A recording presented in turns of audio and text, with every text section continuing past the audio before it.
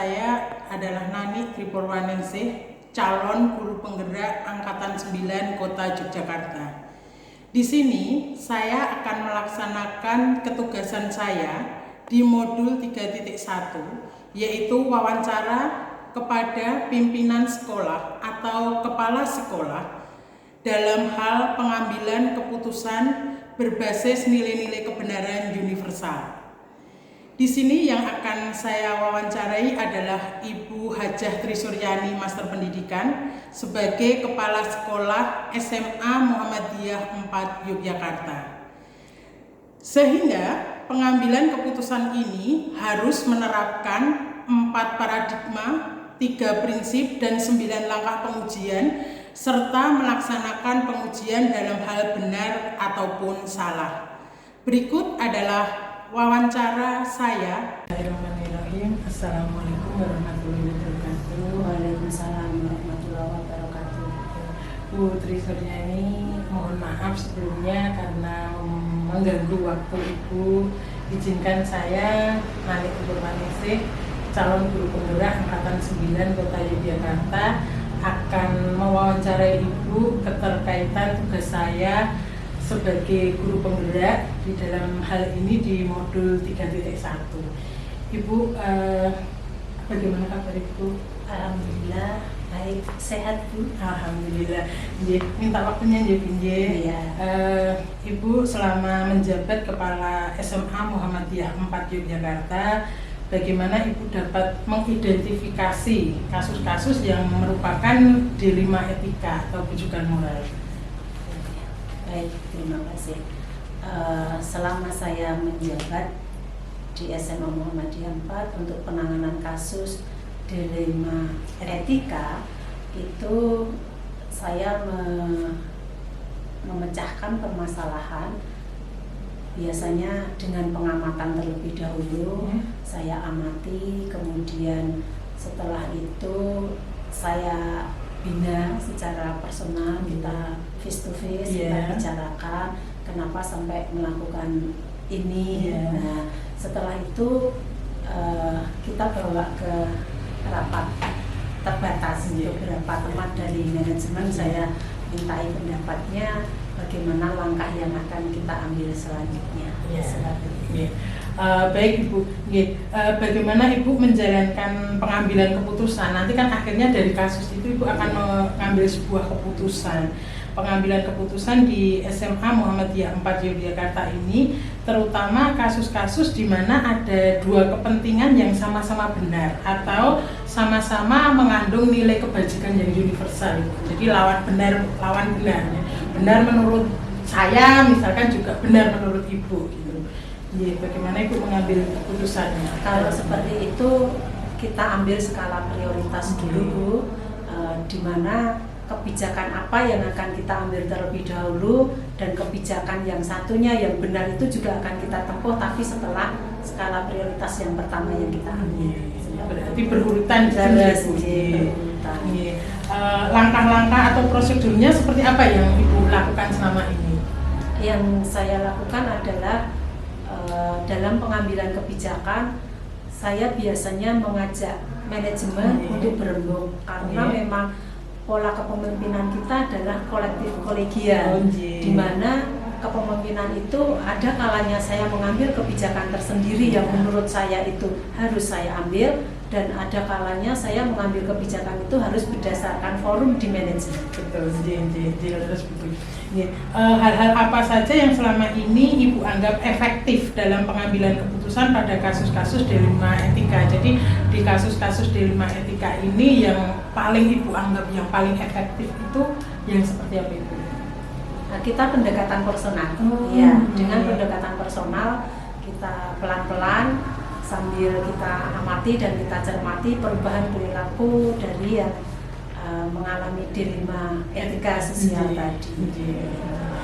Bu, hal-hal apa saja yang selama ini merupakan tantangan? Tentu kan pasti ada tantangannya dalam pengambilan keputusan pada kasus-kasus dilema etika itu. Tantangan bagi Ibu? Tantangannya banyak ya. Yang namanya yang pertama, saya di sini orang baru. Yang kedua, banyak orang banyak pendapat sesuai pendapatnya masing-masing, sehingga kadangkala keputusan kita yang merupakan keputusan dari manajemen itu dianggapnya bertentangan dengan keputusan mereka, karena dianggap itu merupakan tidak efektif menurut mereka, tetapi efektif menurut kami. Oh iya itu sebagai tantangannya ya. Kemudian Ibu, apakah Ibu memiliki sebuah tata ala ataupun jadwal tertentu dalam sebuah penyelesaian kasus dilema etika itu? Misalkan di jadwal, ataukah jika ada masalah itu Ibu langsung menyelesaikan di tempat, ataupun Ibu memilih sebuah jadwal untuk menyelesaikannya? Yang saya lakukan di sini di SMA Muhammadiyah 4 adalah sebelum muncul, walaupun mungkin juga akan muncul kasus dilema etika sosial itu tadi, kita melakukan secara rutin dan kontinu pertemuan seminggu sekali melalui briefing dengan Bapak Ibu guru yang ada di utara sana, begitu. Kita tampung permasalahan dan kita informasikan informasi dari sekolah sehingga bisa kita atasi sedini mungkin.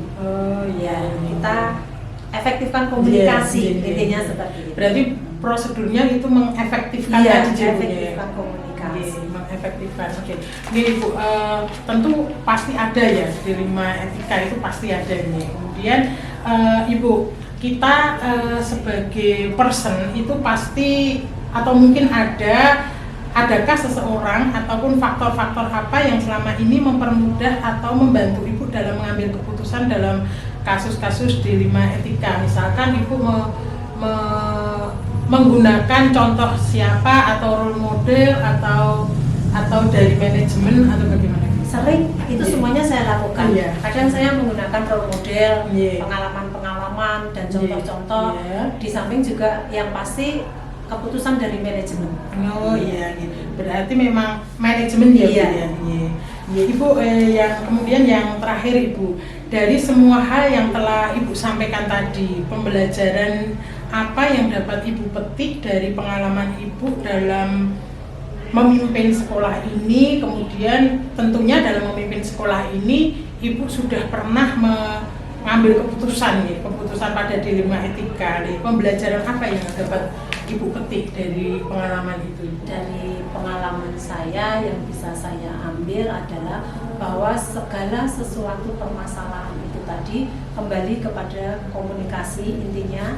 Di samping itu kita juga harus merapatkan dalam rapat manajemen, menyampaikan dalam manajemen, sehingga permasalahan itu nanti dari manajemen tahu dan nanti kita rembuk bersama, kita cari solusi secara bersama-sama. Nanti endingnya topnya ada di kepala sekolah.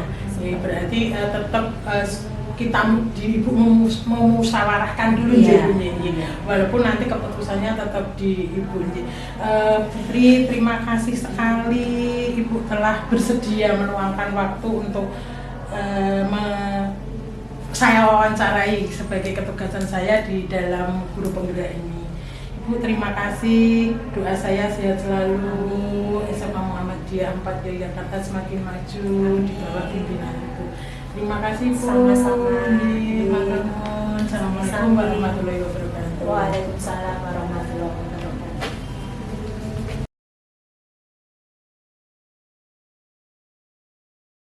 Dari wawancara tadi kita sudah tahu bahwa pengambilan kesimpulan, saya menyimpulkan dari wawancara dengan Kepala Sekolah SMA Muhammadiyah 4 Yogyakarta, dalam hal ini adalah Ibu Hajah Tri Suryani, Master Pendidikan. Yang pertama adalah hal yang paling efektif dalam pengambilan keputusan pada kasus dilema etika adalah dengan pendekatan personal. Yang kedua, dalam menyelesaikan kasus, baik yang merupakan dilema etika maupun bujukan moral, telah memiliki tata kala ataupun jadwal penanganan, yaitu sebelum kasus tersebut mencuat ke ranah publik, karena dalam setiap briefing rutin selalu dibahas tentang masalah yang terjadi dalam kurun waktu tersebut. Yang ketiga adalah faktor-faktor yang menjadi role model dalam setiap pengambilan keputusan karena merupakan persyarikatan, maka Ibu Tri Suryani lebih ke kolektif kolegial. Yang keempat adalah pembelajaran yang dapat dipetik dari pengalaman dalam pengambilan keputusan adalah komunikasi dan musyawarah bersama, yang akhirnya seorang pimpinan adalah dalam hal ini kepala sekolah yang memutuskan. Dari keempat kesimpulan yang saya tarik itu, Ibu Tri Suryani telah melaksanakan pengambilan keputusan berdasarkan 4 paradigma, 3 prinsip, dan 9 langkah pengujian, serta melaksanakan pengujian benar dan salah.